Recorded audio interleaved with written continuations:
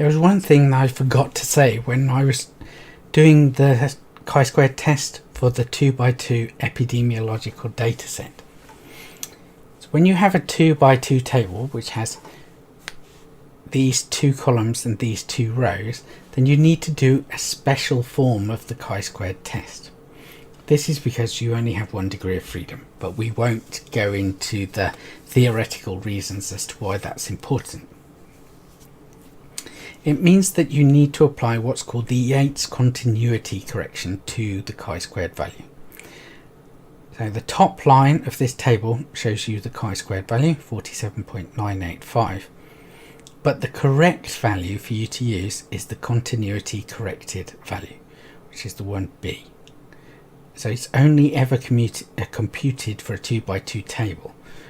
In a minute I'll do a larger table and you will not see this line calculated.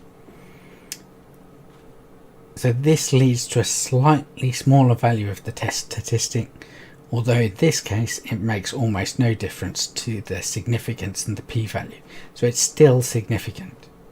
But if you calculate this on a much smaller data set and the continuity corrected version shows a p-value which is above 0.05, even if the chi-squared value itself is below 0.05, you have to reject.